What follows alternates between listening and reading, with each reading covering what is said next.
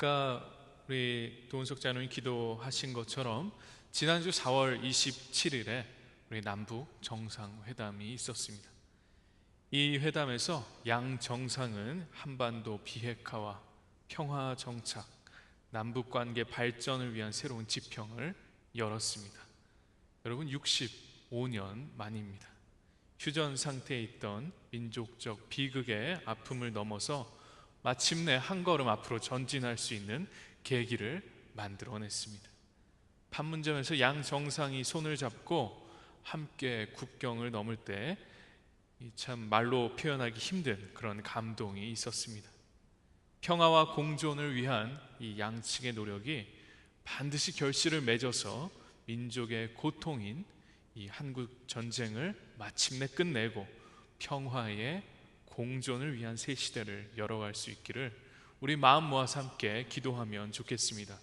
우리 하나님의 은혜가 우리 한반도와 우리 모두 위에 함께 하시기를 빕니다. 오늘 우리 함께 요한복음의 말씀을 나누었습니다. 이 잘 알려진 참 포도나무의 비유입니다.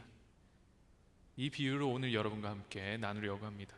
이 포도나무의 비유는 하늘나라의 관계를 보이는 시각화해서 설명해 주고 있는 매우 훌륭한 비유입니다.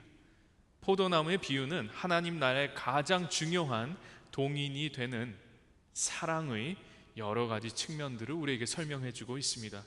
이 포도나무의 비유 안에서 하나의 존재는, 한 사람은 사랑의 주체가 되고 또한 동시에 사랑의 대상이 됩니다.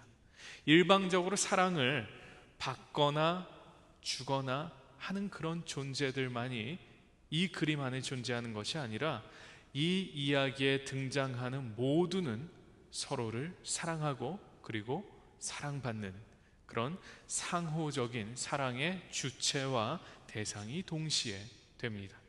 하나님의 사랑이 아들에게, 그리고 아들의 사랑이 제자들에게, 제자들의 사랑이 아들과 하나님에게 다시 흐르는 모습을 볼 수가 있습니다. 포도나무의 비유는 아름다운 하나님의 나라의 원리인 이 사랑을 생명체, 유기체적인 관계를 그려서 보여주고 있습니다. 여러분, 2000년도에 한국에 유행하던 CF가 있습니다. TV에 방영된 한 통신사의 광고 카피가 굉장히 유명해진 적이 있습니다. 이 광고의 내용은 한 남성과 여성의 사랑 이야기였는데, 특이했던 점은 이 광고가 내용이 이어지는 그런 시리즈물이어서 큰 관심을 끌었습니다. 이 광고에 등장하는 인물이 배우 차태현과 김민희였습니다. 김민희가 다른 남자와 데이트를 하는 것을 목격한 차태현이 상관하지 말라고 하면서 항의하는 순간에 김민희가 대답합니다. 내가 네 거야? 난 누구한테도 갈 수 있어. 이렇게 받아칩니다. 그리고 슬퍼하는 차태현을 뒤로 하고 사랑은 움직이는 거야 라는 말로 끝이 납니다. 눈을 멀뚱멀뚱하고 계신 분들 잘 모르시는 것 같고 웃으시는 분들은 알고 계신 것 같아요. 당시 신세대였던 N세대라고 불리던 젊은 세대에게 이 말이 아주 큰 인기몰이를 하면서 당시 젊은 세대를 대표하는 그런 말로 사용되기도 했습니다. 근데 많은 인기를 끌었던 이 말이 기존 세대에게는 큰 충격을 안겨주었습니다. 지고지순한 사랑, 변하지 않는 사랑만이 진정한 사랑이라고 믿었던 기존 세대들은 이 사랑이 움직이는 거야 라는 그 개념을 굉장히 낯설어하고 충격을 받지 않을 수가 없었습니다. 그런데요, 여러분, 오늘 포도나무의 비유를 통해서 우리가 보고 있는 하나님 나라의 사랑의 방식은 바로 이 광고 카피와 같이 하나님의 움직이는 사랑에 대해서 이야기하고 있습니다. 포도나무의 비유는 크게 나누어서 두 가지의 레벨이 있습니다. 첫째 레벨은 하나님과 예수 사이의 관계를 포도나무의 비유에서 설명한 것입니다. 두 번째 레벨은 예수님과 제자들, 즉 교회와의 관계를 비유로서 설명한 것입니다. 우리가 이 비유에서 먼저 하나님과 예수의 관계에 대해서 살펴보겠습니다. 오늘 말씀은 하나님과 예수의 관계를 포도나무에 비유해서 설명하고 있는데, 예수는 자신을 진정한 포도나무로, 참 포도나무로, 하나님을 포도나무를 기르시는 농부로 표현을 합니다. 1절의 내용을 통해서 우리는 그렇게 그리고 있는 것을 볼 수가 있습니다. 하나님께서는 포도원의 농부로서 신실하게 포도원을 돌보십니다. 열매를 맺지 못하는 가지들을 걷어내고 잔 가지들을 쳐내고 나무가 건강하게 자랄 수 있도록 세심하게 나무를 돌보십니다. 그리고 더 많은 열매를 맺을 수 있는 환경을 만들어주기 위해서 최선의 노력을 다하는 모습으로 표현됩니다. 하나님의 신실하신 사랑하심이 예수 안에서 드러나고, 예수를 통해서 하나님께서는 포도원의 농부와 같이 모든 포도나무와 그에 붙은 가지들을 돌보고 계심을 드러내고 있습니다. 여기에서 가지들을 치고 나무를 돌보다라는 표현을 그리스어 단어인 카타로스라는 단어를 사용했음을 우리가 볼 수 있습니다. 그리고 이어서 등장하는 예수께서 이 모든 것을 깨끗하게 하셨다라는 그 표현에도 같은 단어인 카타로스라는 단어를 사용했습니다. 즉 모든 것을 정결케 하는, 깨끗게 하는 모든 행위가 하나님으로부터 시작되어서 예수 그리스도 안에서 성취되고 있는 것을 우리는 알 수 있습니다.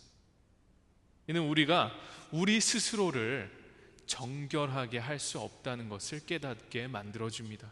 우리는 스스로 깨끗해질 수 있는 존재들이 아니라 예수 안에 있음으로써 정결케 됨을 얻습니다. 우리는 예수 그리스도를 힘입어 예수를 주로 믿음으로 우리가 죄인임을 고백하고 깨끗함을 받으며 이것에 의존해 우리를 영원히 돌보시는 신실한 하나님 앞으로 나아가는 것입니다. 여러분이 세상 모든 것을, 그리고 우리 모두를, 우리 삶의 모든 부분을 하나님께서 깨끗하게 하셨습니다. 하나님께서 예수 그리스도 안에서 드러난 사랑으로 우리에게 하나님께로 나올 수 있는 길을 이미 열어주셨습니다. 여러분, 이것이 얼마나 큰 은혜입니까? 하나님은 포도원의 농부가 각 나무들을 세심하게 손질하며 돌보듯이 우리 모두를, 우리 한 사람 한 사람을, 우리 교회를 하나님께서 돌보고 계시며 예수 그리스도에게 연결되어 있는 모든 주의 자녀들에게 생명의 열매들을 맺되 풍성하게 맺을 수 있도록 신실하게 우리를 돌보고 계십니다. 그렇기 때문에 우리에게 어려움이 닥치고 힘든 일들이 몰려올 때, 더 이상은 일어날 힘이 없다고 느껴질 때 우리에게 세심하게 사랑을 주시고 돌보고 열매 맺을 수 있도록 우리의 삶을 손질하시는 그 은혜로운 하나님의 모습을 떠올리시기 바랍니다. 오늘 말씀을 통해서 볼 수 있는 포도나무 비유의 두 번째 레벨은 예수와 제자들과의 관계입니다. 예수께서는 오늘 말씀 5절 이하에서 자신을 포도나무로 그리시고 제자들을 나무에 붙은 가지로 비유합니다. 이 비유를 통해서 예수께서는 제자들이 예수 안에서 신앙으로 결속되고 그 관계 안에 늘 머물도록 권고하십니다. 예수께서는 하나님께서 신실한 포도원 농부와 같이 포도나무가 과실을 잘 맺을 수 있도록 가지를 손질하심과 같이 제자들을 이미 그의 삶을 통해서, 십자가를 통해서 깨끗하게 하셨습니다. 예수 그리스도를 구주로 믿고 자신의 길을 돌이켜 예수께 붙어있는 삶을 살기로 작정한 제자들은 모두 그 믿음 안에서 깨끗하다 함을 받았습니다. 그리고 깨끗하다 함을 받은 삶은 그 자체로도 의미가 있는 것이지만, 오늘 말씀을 통해서 우리가 깨달을 수 있는 것은 깨끗함을 받은 삶은 결국에는 과실을 맺는 삶으로 나아가야 한다는 점입니다. 예수라는 포도나무의 가지로서 붙어있는 제자들은 오늘날 예수를 머리로 하는 몸된 주님의 모든 교회를 가리킨다고 볼 수 있습니다. 포도나무에 붙어있는 가지들은 이미 솎아지고 손질되어서 과실을 풍성히 맺을 준비를 끝냈습니다. 이미 깨끗다함을 받은 교회는 이제는 과실을 맺어야 합니다. 예수께 붙어 있다는 것의 의미는 가지가 나무에 붙어 있기 때문에 영양분을 공급받고 새로운 과실을 맺음과 같이 우리의 삶 가운데, 우리의 교회 가운데, 우리의 공동체 생활 가운데 열매를 풍성히 맺는 삶을 살아야 한다는 것입니다. 예수께서 제자들을 향해서 말씀하십니다. 가지가 포도나무에 붙어 있지 아니하면 스스로 열매를 맺을 수 없는 것과 같이 너희도 내 안에 머물러 있지 아니하면 열매를 맺을 수 없다. 이 말씀에서 딱 짚어서 이야기하고 있듯이 열매를 맺는 삶을 사는 일은 여러분 우리 스스로의 힘으로 되는 것이 아닙니다. 우리가 어떤 잘난 부분이 있거나 우리가 열심히 노력해서 열매 맺는 삶을 살 수 있는 것이 아닙니다. 우리는 포도나무에 붙어 있는 가지와 같이 그 나무에서 떨어져서는 홀로 스스로 열매를 맺을 수가 없습니다. 오직 가지가 포도나무에 붙어 있어야 양분과 수분이 전달되어 열매를 맺음과 같이 우리가 예수 안에, 그리고 예수가 우리 안에 거하는 삶을 살아야 열매 맺는 삶을 살 수 있는 것입니다. 여러분, 그렇다면 예수에게 붙어 있는 삶이라는 것은 구체적으로 어떤 모습을 의미하는 걸까요? 오늘 우리가 함께 읽지는 않았지만 10절 이하를 함께 보면 그 답을 알 수가 있습니다. 요한복음 15장 10절 이하의 말씀입니다. 제가 좀 읽어드리겠습니다. 너희가 내 계명을 지키면 내 사랑 안에 머물러 있을 것이다. 그것은 마치 내가 내 아버지의 계명을 지켜서 그 사랑 안에 머물러 있는 것과 같다. 그리고 12절입니다. 내 계명은 이것이다. 내가 너희를 사랑한 것과 같이 너희도 서로 사랑하여라. 여러분, 우리는 이 말씀을 통해서 우리는 결국 예수께 붙어 있는 삶이란 하나님께서 예수를 사랑하신 그 사랑, 예수께서 제자들을 사랑하신 그 사랑, 제자들이 그 사랑 때문에 서로를 사랑하고 하나님과 아들을 사랑하는 그 사랑이 이루어지는 삶이라는 것을 알 수가 있습니다. 예수께서는 하나님께서 사랑하신 그 사랑으로 제자들을 품으셨습니다. 그리고 그 사랑을 받은 제자들은 예수께서 가르치신 그 계명, 바로 사랑의 계명을 지키면서 그 사랑 안에 머무는 삶을 살도록 초대되었습니다. 예수께서 가르치신 계명은 내가 너희를 사랑한 것 같이 너희도 서로 사랑하여라 라는 말씀입니다. 다시 말해서 예수 안에 거하는 삶, 예수에게 붙어 있는 삶이라는 것은 그 사랑, 하나님으로부터 시작된 그 사랑을 살아내는 삶을 사는 것이라고 말할 수 있습니다. 그 사랑은 유기체적이고 그 사랑은 살아 숨쉬고 있으며 움직이는 사랑을 행으로써 보이는 삶입니다. 그렇기 때문에 하나님의 사랑은 움직이는 사랑이라 할 수 있습니다. 그런데 이 사랑은 하나님의 무조건적이고 무한한 신적인 사랑을 의미하는 아가페라는 그리스어 단어로 설명되고 있습니다. 이것을 통해서 우리는 이 사랑의 시작이 우리 자신이 아니라 하나님임을 깨닫게 됩니다. 그리고 하나님에게서 시작된 이 무한한 사랑은 예수 그리스도를 통해 우리에게 전해졌습니다.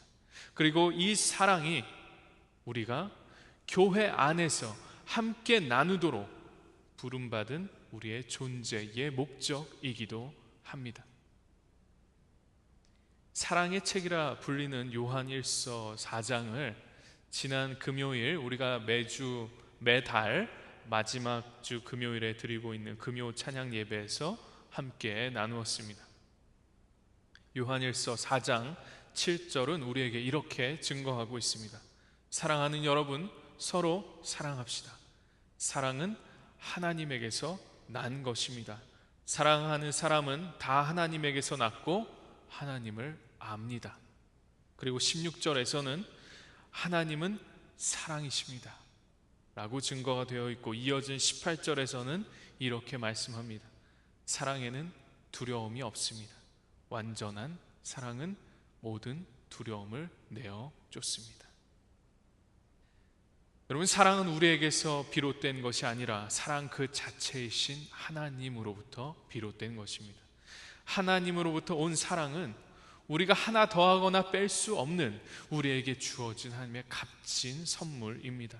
하나님께서 우리를 먼저 사랑하셨기 때문에 우리는 그 하나님의 사랑으로 우리의 형제 자매를 사랑할 수 있는 것입니다. 다시 말해서 우리가 가지고 있지 않은 사랑의 능력을 가지고 다른 사람을 사랑하려고 한다면 마치 아무런 재료 없이 빵을 만들려는 것과 같은 것입니다.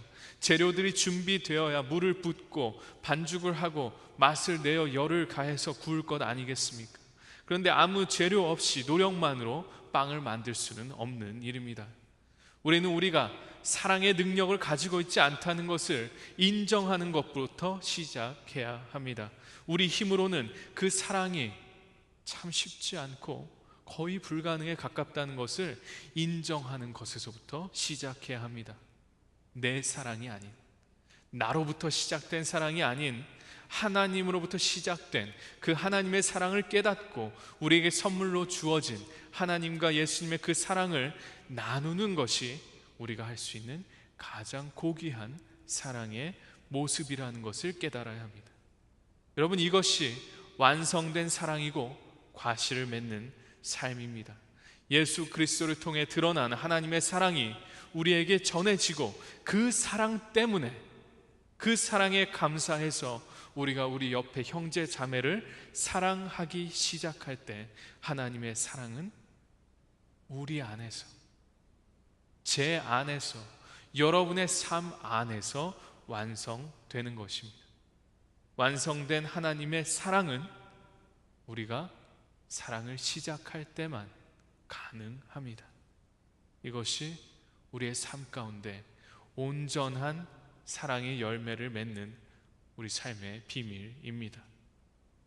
예수의 몸된 교회의 일부분으로서 우리의 사랑은 그 시작이 되신 하나님과 아들이신 예수와의 상호 호혜적인 그 사랑의 바탕을 두고 있습니다.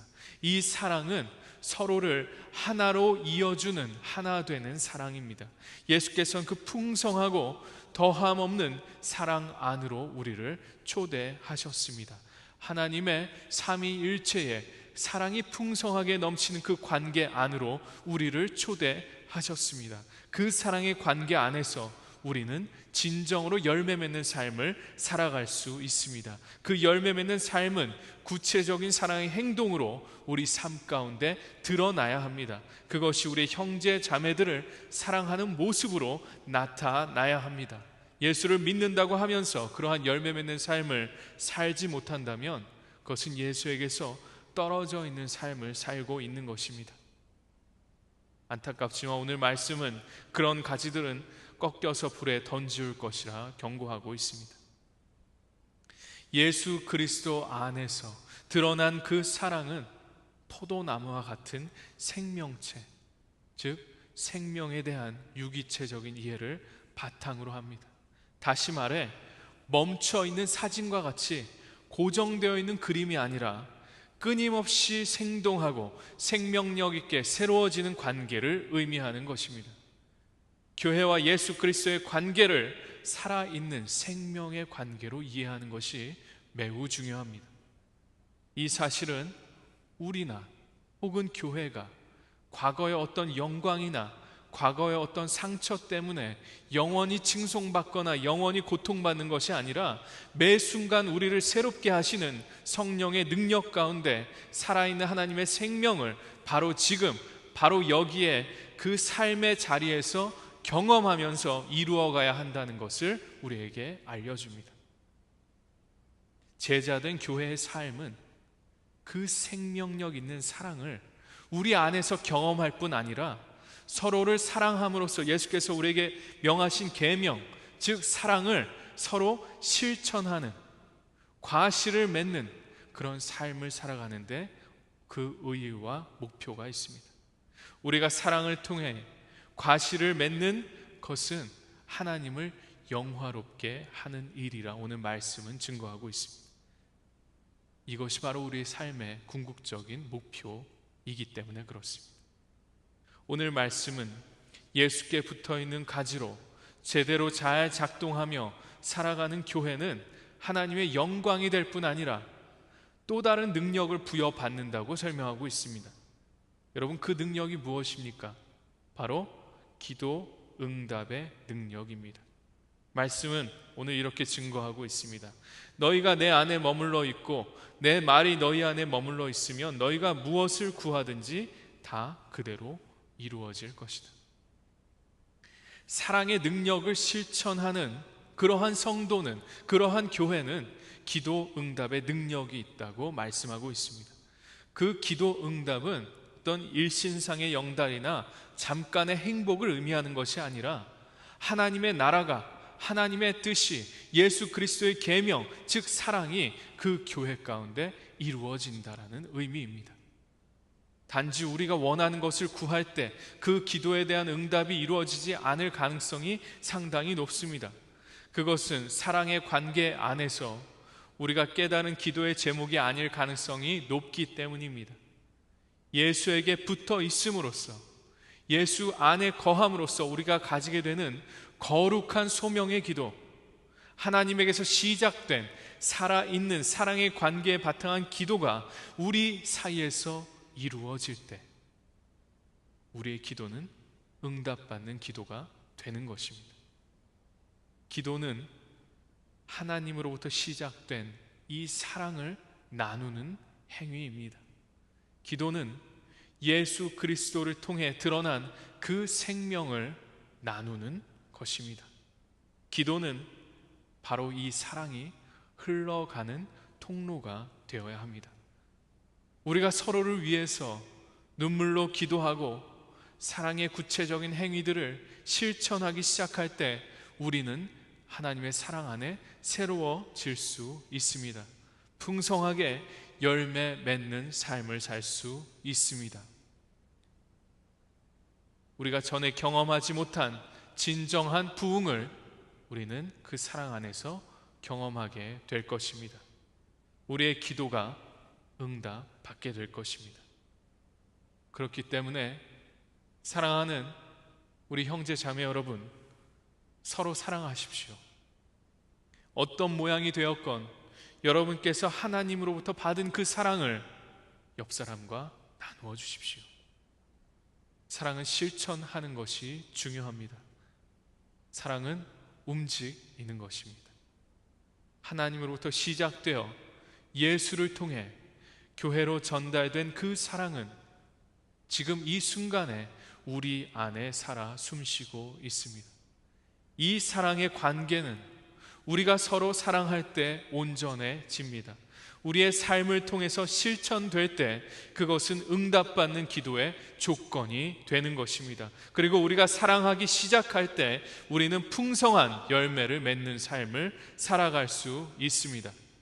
사랑하는 여러분, 하나님의 사랑을 나눌 수 있는 기회가 있다면 그 순간을 놓치지 마십시오. 대부분 그 순간은 매우 작은 순간입니다. 살아있는 하나님의 사랑을 여러분의 삶 가운데서 하나씩이라도 용감하게 실천해가는 여러분이 되시기를 바랍니다. 이 모든 일에 하나님께서 여러분과 함께 하실 것입니다. 우리 가운데, 우리 교회 가운데 하나님의 살아있는 아가페의 사랑이 넘쳐나기를 주님의 이름으로 축원합니다. 우리가 그 사랑을 먼저 나누는 사람들이 될 수 있기를 바랍니다. 우리 주님의 풍성한 은혜가 사랑의 실천을 위해서 애쓰고 노력하며 이를 통해서 열매 맺는 삶을 사는 우리 모든 성도님들과 함께 하시기를 주님의 이름으로 축원합니다. 아멘.